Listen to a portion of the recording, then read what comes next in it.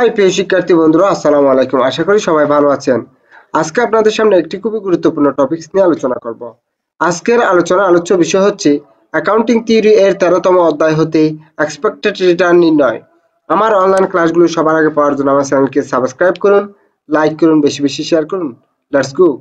A stock has beta of 1.25. The expected return on the market is 12% and the risk-free rate is 5%. What must the expected return on this be?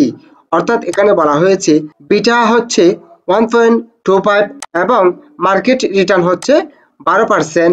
এরপরে আরো দেওয়া হয়েছে risk free rate is 5%। এই প্রদত্ত উপাদানের উপর ভিত্তি করে আমাকে এক্সপেক্টেড রিটার্ন বা প্রত্যাশিত আয়ের হার নির্ণয় করতে বলা হয়েছে। এখন আমরা এক্সপেক্টেড রিটার্ন নির্ণয় করব। সলিউশন, সমাধান। সর্বপ্রথমে সূত্রটি লিখতেছি, expected return equal to RF plus beta into KM minus RF. অর্থাৎ এক্সপেক্টেড রিটার্ন নির্ণয়ের জন্য মুখস্থ সূত্রটি হচ্ছে কি risk free rate plus beta into market return minus risk free rate.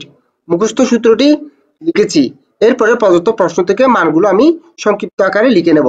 হ্যাঁ, এখানে RF equal to risk free rate of return. Risk free rate of return প্রদত্ত প্রশ্নে দেওয়া হয়েছে 5%। তাই আমি কত লিখেছি? Risk free rate 5%। B equal to বেটা।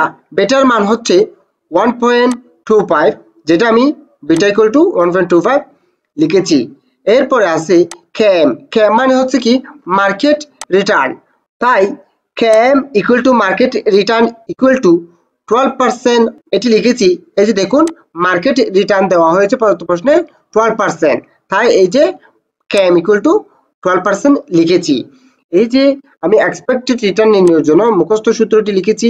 এরপরে প্রদত্ত প্রশ্ন থেকে দেখে মানগুলো সাজিয়েছি। এবার আমরা মানগুলো বসাই।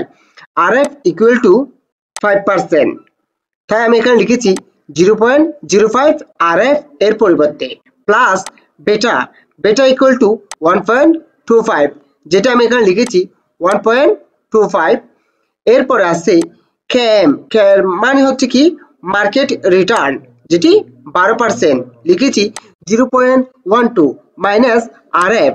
আরএফ হচ্ছে কি risk free rate of return 5%, এটিও লিখেছি 0.05। প্রদত্ত প্রশ্ন থেকে এক্সপেক্টেড রিটার্ন নির্ণয়ের জন্য মুখস্থ সূত্রটি লিখেছি।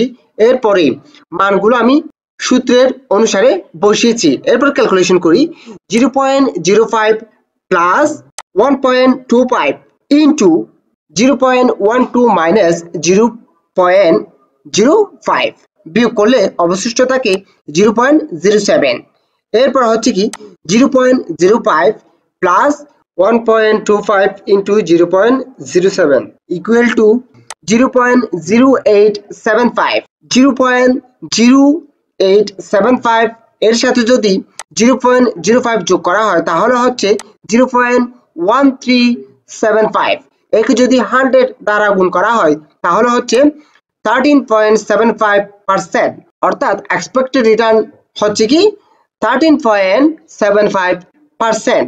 আমি আবার বলতেছি, প্রদত্ত প্রশ্ন আমাকে বেটা সমান 1.25 এবং মার্কেট রিটার্ন দেওয়া হয়েছে 12%, risk free rate of return দেওয়া হয়েছে 5%। এরপর ভিত্তি করে আমাকে এক্সপেক্টেড রিটার্ন নির্ণয় করতে বলা হয়েছে। তাই আমি এক্সপেক্টেড রিটার্ন নির্ণয়ের জন্য মুখস্থ সূত্রটি লিখেছি। Expected return equal to RF plus বেটা ইনটু কেএম মাইনাস আরএফ। এরপরে আমি প্রদত্ত প্রশ্ন থেকে মানগুলো নিচে সংক্ষিপ্ত আকারে সাজিয়েছি। এরপরে আমি মানগুলো সূত্র অনুসারে বসিয়েছি।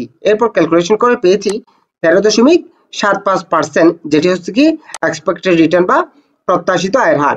আশা করি ক্লাসটা আপনারা খুব ভালোভাবে বুঝতে পেরেছেন। যদি ভালোভাবে বুঝে থাকেন, আমার অনলাইন ক্লাসগুলো সবার আগে পাওয়ার জন্য আমার চ্যানেলকে সাবস্ক্রাইব করুন, লাইক করুন, বেশি বেশি শেয়ার করুন। সুস্থ থাকুন। আসসালামু আলাইকুম।